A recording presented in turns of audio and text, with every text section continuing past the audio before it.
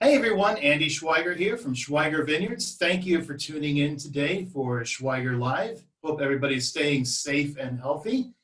I have a very special guest with me today to join us for tasting a little music. Brian Culbertson, coming from his studio in Chicago. Hi, how you guys doing? So Brian should, if everything were right in the world, Brian would be on the road right now promoting his newest album, 20. That's right. And promoting Napa Valley Jazz Getaway, but life happens we're making the best of it. And Brian, I appreciate you coming on. Thanks for having me, Andy. Brian and I met about 5 years ago, and he really liked our Chardonnay, so that was a natural for us to taste together today, and he also enjoys our dedication. So for those of you who want to go raid your cellars, hopefully you've pulled out a 2016 Chardonnay and a 2014 dedication, because we'll be getting into those in a little bit. Feel free to crack them open and enjoy a taste. In the meantime, Brian, do you want to kick us off? Maybe something from the new album? Absolutely. Yeah, new album is called 20, but it's a double X, Roman numeral 20. Because it just looked cooler. I don't know. This is track 1, in fact, a track called Get Up. So here it goes. Mysterious intro.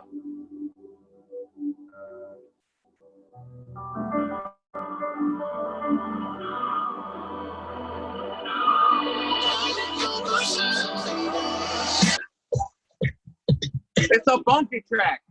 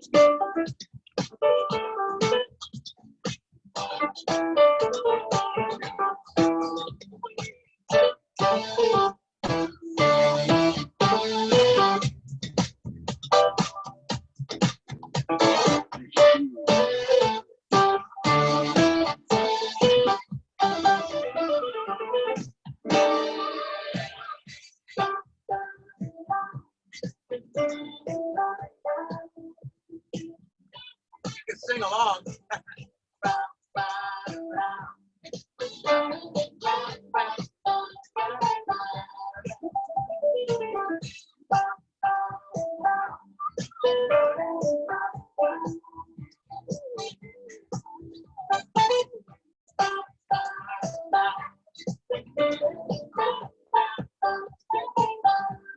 Sax solo. I know you like that, Annie.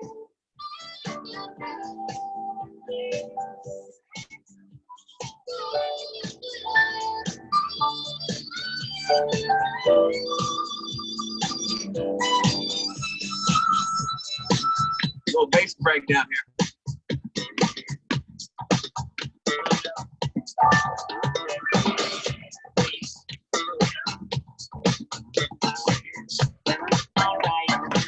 All right, here we go.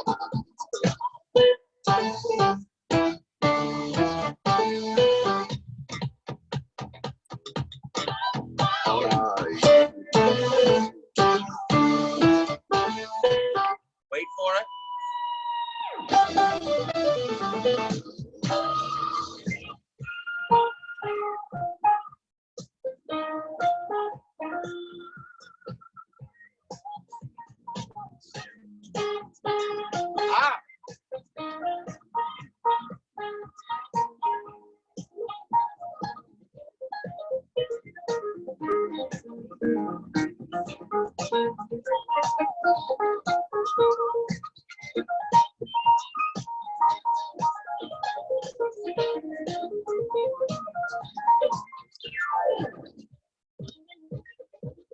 Orange.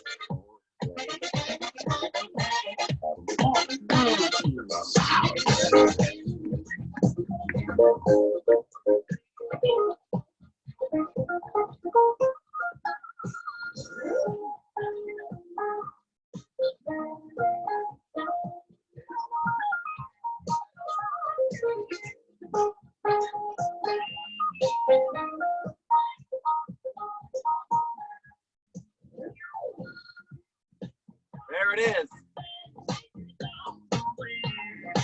Get up. Very nice, Brian. Yeah. All right, here's the ending.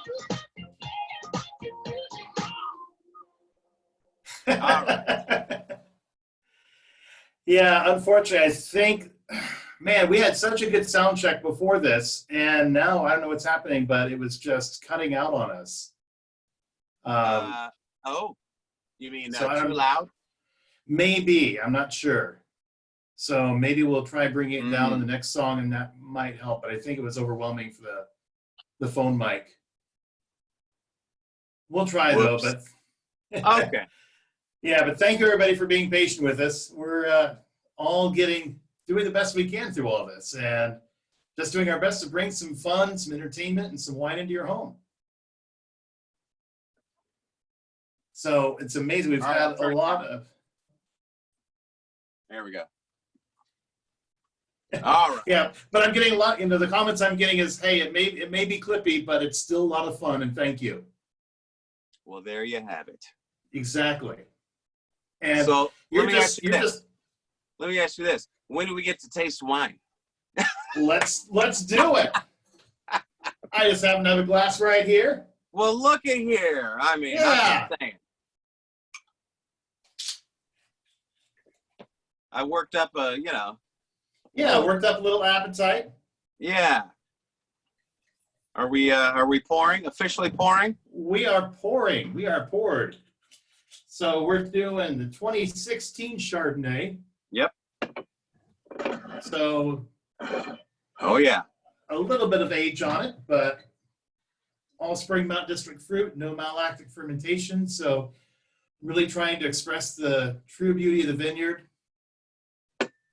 Not let ourselves as winemakers get in the way of the fruit. Oh, it smells good. Do we have a lot of other people out there joining us with Chardonnay right now? Well, I got to tell you, a few years ago when I first had this, it's so unique to your area up there, Spring Mountain. I had not had hardly any from that area, and when I first had yours, it just blew me away. So different, so unique, so crisp, and just very different than most other ones that I had, or Chardonnays to that point. So I really fell in love with it and just called you immediately. I said, okay, how can I get a case like now? Yeah. Yeah, that's one thing, and people have asked me, well, are you ever going to make more Chardonnay? I'm like, no, because it would come from somewhere else. And you don't get that unique. I mean, our vineyard just gives it that white peach. And it's a waiting game. I mean, the fruit will taste about ready and Dad will want to pick. And I'm like, no, let's wait. We're not seeing that white peach. We're not seeing the honeysuckle. We're not seeing the blossoms, the honey blossoms. We need to give it a little more time. And yeah, sometimes we get a little high sugar and it winds up being a little higher of alcohol, but I've had high alcohol Chardonnays that have not tasted alcoholic. I've had low alcohol wines that have tasted hot. It's all about the balance. It's in the wine. Yeah. So let me ask you this, Sandy. When you're talking all these flavors, are you picking the grapes and eating them? Is that how when do you know you're getting all these flavors? I mean, how do you know? Yeah, so we start sampling pretty early on, and we're sampling in several different ways. It's sometimes depending on the vineyard, sometimes you're on foot, sometimes you're on an ATV. And I kind of do the one for you, one for me. So I've got a Ziploc bag, and I'm just putting a berry in the bag, putting a berry in my mouth. That lets me see, okay, are there subtle differences between areas of the vineyard? Our Chardonnay block actually has about 15% of it is a little more shaded, and sometimes we'll throw flagging tape and we'll skip that and come back to that a couple weeks later, and we're only doing that based on taste. Oh, wow. But we're looking at the different nuances within the fruit, and then we bring it back in the lab, and everything that's in the Ziploc bag, we crush all that up, and we do analysis for sugar, we do analysis for acidity, and oddly enough, we also look at the color.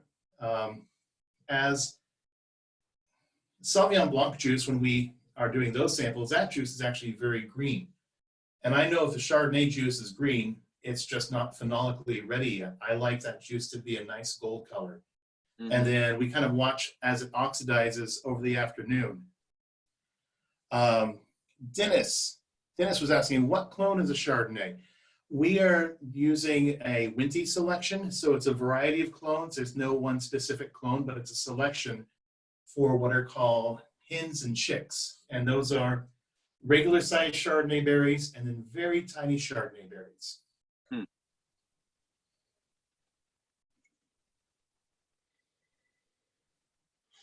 Angela says, gosh, I'm so late, but Angela, that's okay because you're here now.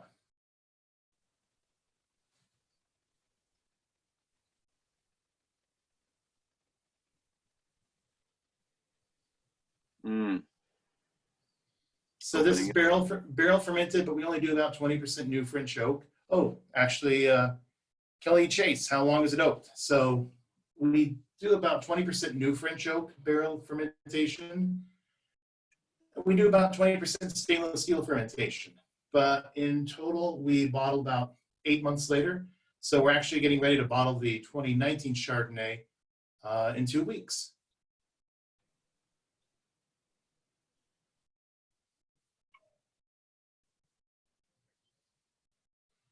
Do I trust that? With everybody socially isolating and working from home, my computer stand is actually a music stand laying flat, and so I'm wondering how much I can trust to weigh on this in the cellar. Don't do it. Don't want it all crashing down. So Brian, how many years have you been coming out to Napa Valley doing the Jazz Getaway? Well, this June would have been number 9 of the festival. As of today, we unfortunately, made the decision to postpone to the fall. So we're going to be doing it in November instead. Obviously, we had no choice there. I'm actually kind of excited about that because we've never had the festival in the fall. So I really kind of like that time. It's just a different feel in Napa, obviously, as opposed to the potential super hot days in June. So I'm actually looking forward to kind of a colder time, I don't know, I'm excited about it. But as far as coming to Napa Valley, boy, I've been coming there since the late 90s. Okay. I used to play at the Mondavi Summer Series. They had a jazz series in the late 90s for a while. They don't do that anymore, but that's the first time that I went to Napa. And boy, I just was like, wow, what is this place? This, the whole valley in general. And I was just enthralled and kept coming up. Did you do a show once with Dave Cause and Norman Brown there? I did. And Michael McDonald. Yes, Michael McDonald, because I think that's one of the first times I saw you play live, because I was like, wait a minute, that awesome piano player just pulled out a trombone. Mind blown. Okay, sure. So that was at Mondavi. Yeah. Yeah, and the statue that they used to have in the middle, where they would always decorate the statue during the tasting. Mm-hmm. No, I think actually November is going to be amazing for this, also for your access card guests, because in June we're all a little busy with the all the regular tourists, and That's true. November things start to slow down a little bit more, and so Yeah. we're actually going to have a little more time to sit down and entertain your guests as well. Yeah, I totally agree. All the winery partners have been really excited about that because, in June, boy, it's slammed everywhere. Oh yeah. So it's just like, hey, can I get a taste? Yeah, in a minute. But November, I think it's going to be wonderful. I'm optimistic that when things get back to normal in June, the winery is going to be even busier. So I think by November, things are going to be getting a little calmer and a little more accommodating for the guests for Napa Jazz Getaway. I agree. Glenn, I didn't see where you're from, but Glenn asked where Schweiger is located. We're in the Spring Mountain District of Napa Valley. So we're in the Western Hills, on the kind of northwest corner of the valley. And then we have Glenn also asked, Brian once had wine bottles labeled as Culbertson. Are you still doing that? Are you still doing that, or is that? Currently not right question? now. We did it for many years with a couple different winery partners. My favorite was I collaborated with Jameson Ranch Vineyards with their Riata label. I did a series of Pinot Noir that I really, really enjoyed. However, about 3 years ago, that winery ended up selling, and blah blah blah. So we changed up things. But so right now, I'm not doing a wine collaboration. Maybe we should talk about that, Andy. Sure. Hey, I'm game. I'm game. Jeffrey Vale, hello from Philly suburbs. Virgin to your wine, and we love this Chardonnay. Can't wait to try more from your winery. Well, Jeffrey, thank you for giving us a try. Yeah. And then hello from nearby Walnut Creek. Thanks for the show. Question for Brian. How and when did you discover our friends the Schweigers and their wine? Yeah, so No. we meet at was it Yountville? Actually, it was, I hope I didn't come across as creepy fanboy. You were in the Florida Panhandle for the Seabreeze Jazz Festival. Oh, that's right. We met and in I was out for Destin Charity Wine Auction. Yeah. And I was presenting in a wine shop, and you walked by looking for some lunch, and I said, "Hey, aren't you Brian Culbertson?" Yeah, it was like a little local grocery store that had a wine part to it or something. It was Yeah. Yeah. And then a couple months later, you were out for Auction Napa Valley with David Duncan and Jeff Gargiulo. Jeff Gargiulo. Yeah. And you took a break from playing piano, came over, and I poured you some Chardonnay. And I think the next day you said, "Hey, can I come up to the winery and get a case of Chardonnay?" Exactly. Yeah. And from there, we just stayed in touch beyond that and just continued to start doing stuff together. So if you're in Walnut Creek, who was that? Steve, I can't see the last of your name, Steve Shiv. Walnut Creek, not too far away. Napa Valley Jazz Getaway in November. What are the dates, like the 11th? It's now the 10th through the 13th. Okay. It's that week. It's the middle of the week, Tuesday through Friday now we're going to do, which I think is pretty cool. Let people have the weekend to themselves to hang and do what they want. So all the shows are Tuesday through Friday. So it'll be put in for your vacation time now. Take the middle of the week off. There you go. A little getaway for a couple's getaway before things get hectic around the holidays. And line up right now. You have Eric Darius, who will actually be tasting with me here on May 1st. No, May 4th. Eric Darius is... Well, we're talking to Eric because we have actually confirmed we have Boney James, Lindsay Webster, Incognito. We have Kayla Waters, which is Kim Waters' daughter. She is an amazing pianist, by the way. Cecil Ramirez, who you know will be a week. Marcus Anderson, Nicholas Cole, another young keyboardist, is going to be there. Mike Manson, great bass player from Chicago. Who else is coming? Oh, party band from SoCal, DW3 is coming up and jamming with us, and more. Duh, you'll see. But hey, back to the wine. I must admit, so over the last couple of weeks, I've mainly been drinking Sauvignon Blancs, just because of what we've been eating for that particular night in terms of white wine. So I've been going back between Sauv Blancs and Cabs, right? So having a Chardonnay for the first time in a couple of weeks, especially yours, it's so big, and oh my God, it is so damn good. Well, thank It's you. lovely. I feel really good right now. I just wanted to say that. Thank you. Karen was asking how many cases of Chardonnay and how many of the Cabernet. Chardonnay, we do just under 500 cases a year. Cabernet, we do about 12 to 1,800 cases a year. Scott asked how long our family's been in the wine business. My dad bought the property in 1960, completely forested. Left it as a forested estate until late 70s when a recession hit. Interest rates shot over 20%. He had his own small construction company doing custom homes. And with interest rates over 20%, it's not a good time to be in the custom home business. So he decided to somehow convince my mom that planting a small vineyard would be a fun hobby, just 2 or 3 acres until the next job came along. 35 acres later, the next job came along. So starting in 82, we were growing grapes for other wineries. And 94, I'd been working as a cellar rat for other wineries, and my parents pulled a winery use permit and said, hey, don't quit your day job, but we don't know how to make wine, and we need to make wine this year. So if you want to know what it's like to be an entrepreneur, welcome aboard. Wow. And Dennis, any stories to share about your neighbor, Philip Togny?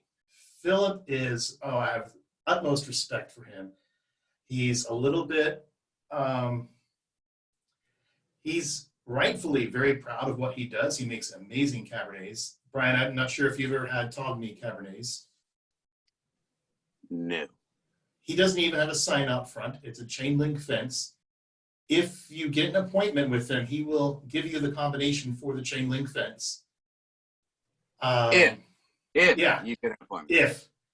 And his daughter is taking over the winemaking, and you know, it's a great neighbors helping neighbors if they need an air compressor, because you know, power issues the last couple of years.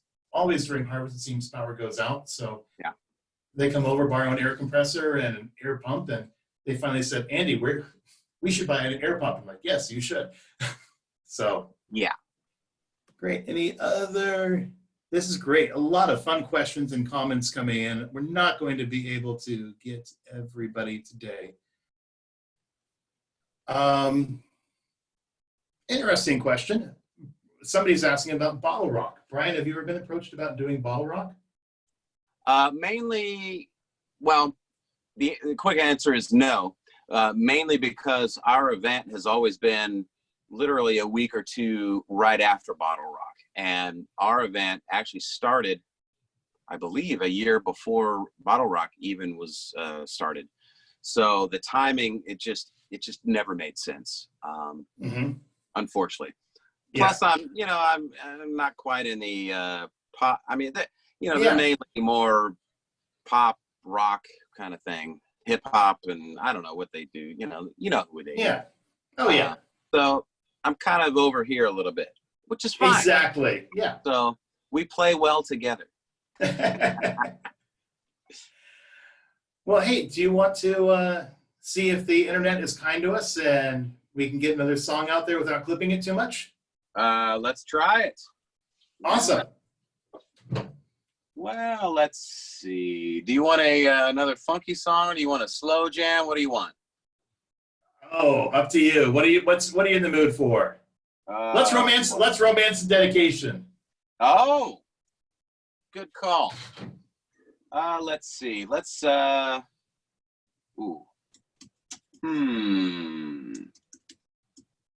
I guess I'll go with this song.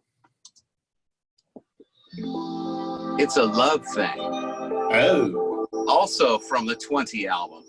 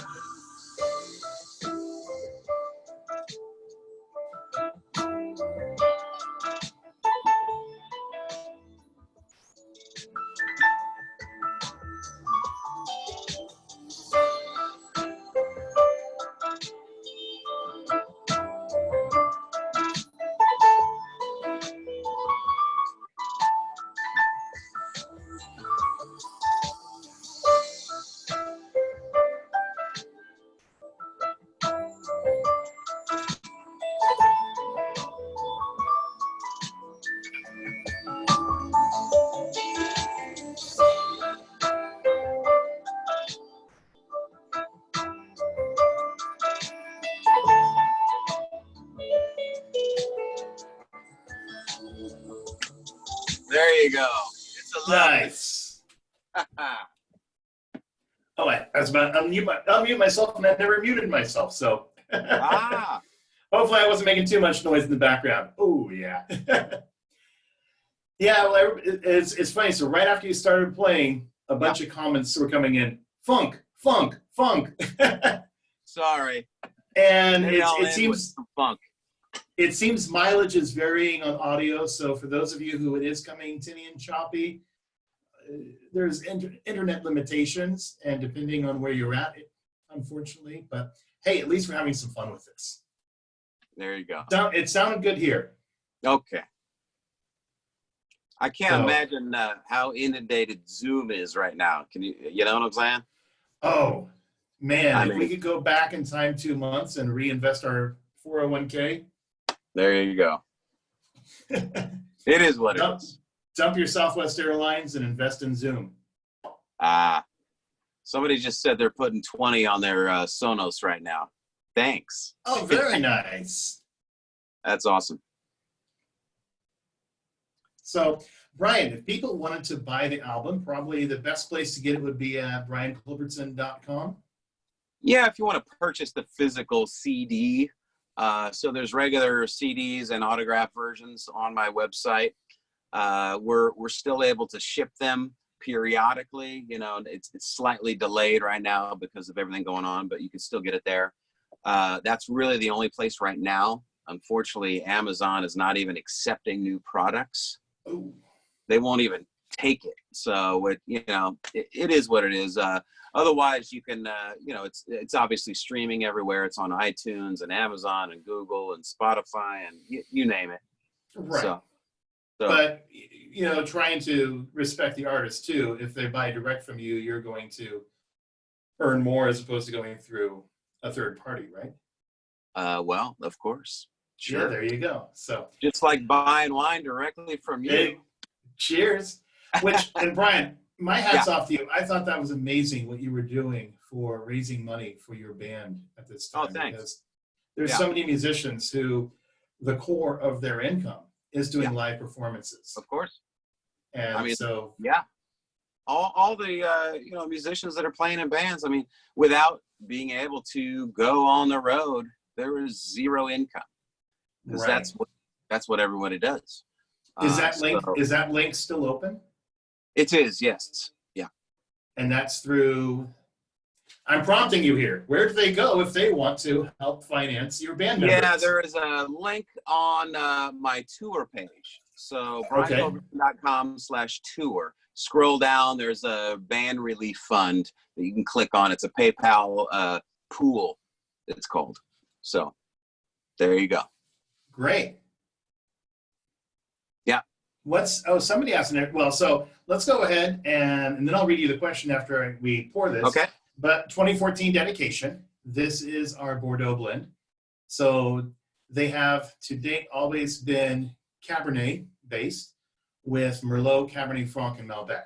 And my approach, the reason why I'm doing these blends is bring a little bit more layering, a little more elegance. I'm not tied down to the shackles of one varietal. So I'm not worried about trying to express the one varietal. Instead, it's more a love letter to terroir.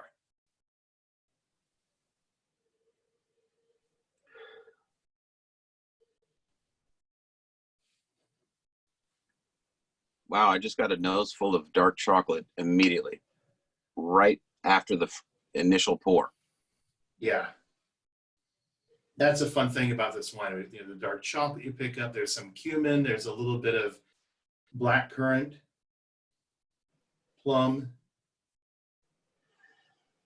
Yes.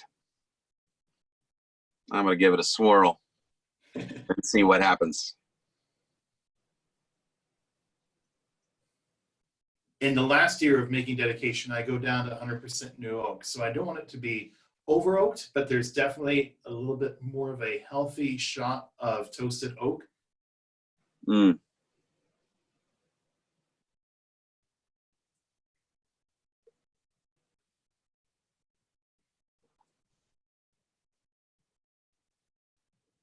Yeah, this is what I love about blending. It just has that velvety entry, Oh, silkiness, mouthfeel. well, I think the word that you said earlier was just, I mean, it has a refinement about it. There's just something a lot more, oh man, what you said earlier. Silkiness, velvetyness, elegance. Elegance. It is very elegant as opposed to being just like bowled over with a giant cab. You know, this has a softness and an elegance about it that I really, really love. I still remember the first time I tasted the dedication. Oh, That was probably let's see. It came up in 15. That probably would have been the 10, maybe the 09. I like to lay these down for a while and release them later. So 14 is actually a pre-release right now. Oh, is that right? Most of the country in the tasting room, we're still selling 2013. Okay. Wow. So, hey, Brian, got a question from Steve. What's Brian's opinion on selling on vinyl? Oh, you know what? I actually dig vinyl. Here's the deal. Vinyl, people think everything sounds better on vinyl, quote unquote, better. My opinion is my favorite records to listen to on vinyl were albums that were made years ago that were fully 100% analog before digital was even created, because they were recorded on analog, they were mixed in analog, they were mastered in analog, and so there was no compression anywhere. I'm getting a little technical, but so for modern albums, hearing them on vinyl, to me, it's more of a tactile experience. It doesn't necessarily, quote unquote, sound better than listening to a modern record digitally. If anything, the quality actually is slightly well, down. I mean, technically, because you're hearing pops and crackles. But to me, that is kind of part of that experience. So if you're into that experience, having a nostalgic feel, I'm definitely into that. And I've released 2 albums of mine on vinyl, and I'm about to put out my Winter Stories record on vinyl in a few months as well. So that's more of a jazz trio type record, which I think lends itself pretty well to vinyl. So that's my take on vinyl. Cool. Well, it's something that's been my mind actually the last couple of weeks, because Gordon Goodwin sent me the latest Big Fat Band release on vinyl, and it's like, wow, I haven't had vinyl in 25 years.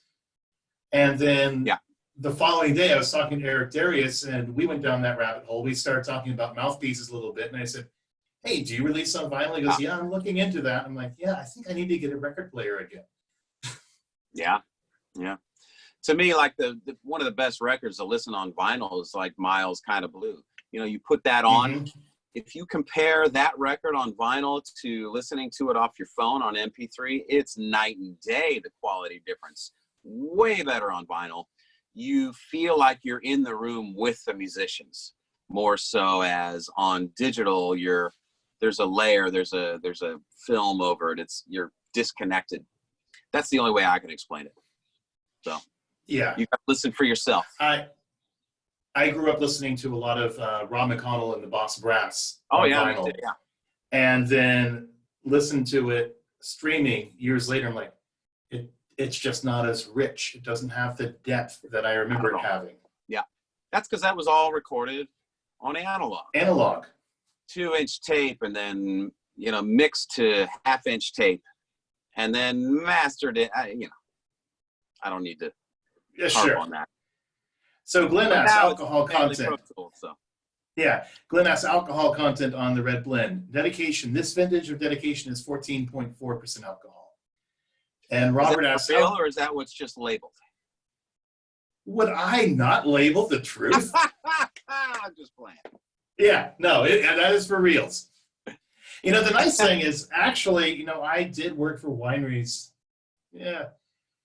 That would say, okay, make sure that the alcohol comes out to be less than 14% so we pay less tax. Yeah. So I'd be in the lab doing my analysis, and I'm certified to run accurate analysis. Yeah. And the guy who writes my paycheck says, no, it's not 14.1, it's 13.9. And now they've changed that. I think it's now 16 or 18% is where the tax threshold is, which it's a lot more reasonable because winemaking styles have changed. And there's very few Napa cabs under 14% alcohol these days that have good depth and luxuriousness to them. I don't know that I've seen any. Typically it's 14 up to 14.9, I don't know. Yeah. So, well, hey, Brian, I know you've got a commitment coming up, so I don't want to keep you too much longer. Based on everybody saying funk, funk, funk, I realize it might come out great for some people, but hey, it's Friday. We're having great wine. Brian, thank you for taking time to come on today. Thank you, Andy. I appreciate the invitation. Thanks for everybody watching. Hope you enjoyed the wines. I certainly do. And I'm going to continue drinking these throughout the night. I have my own Facebook Live later at 5 p.m. Pacific, 8 p.m. Eastern on my Facebook page and YouTube page. So, I'll be playing at my grand piano later. So if you want to hang out, listen to some more music. I'll keep an eye open for that, and I'll share that on the Schweiger Vineyards page at 5. Cool. All right. Wonderful. Well, hey, everybody at home, stay safe, stay healthy. Love your loved ones, but from 6 feet away. Elbow bumps. Yes. Maybe. Yeah.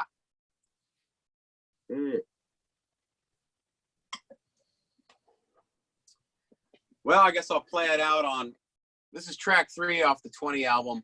This is a song that features Ray Parker Jr. on guitar. Ooh. It's called The Hangout. Ready? Ready. Hold Horn section is blazing on this one. You like the berry on this? Of course.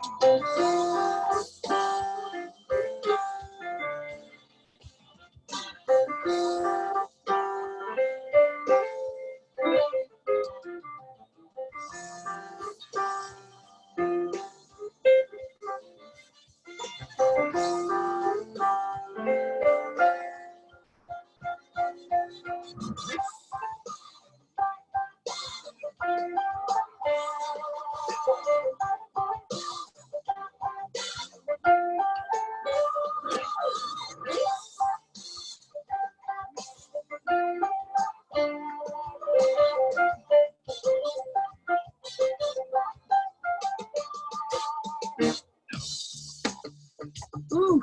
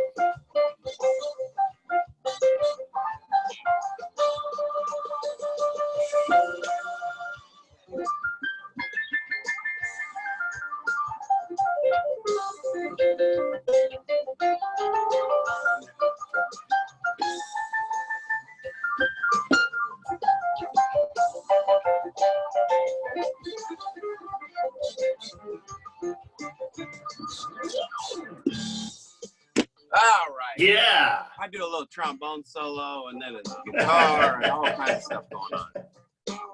Making me sweat over here. That's the other great thing about Jazz Getaway being in November.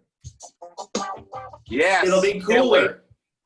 Can't wait to be back in November. It's going to be great. I'm very excited about it. Awesome. Well, hey, once again, everybody, thank you for tuning in today. Brian, for sure. I'll see you in November, if not sooner. Great. All right. Thanks, Take Andy. care, everybody. Cheers.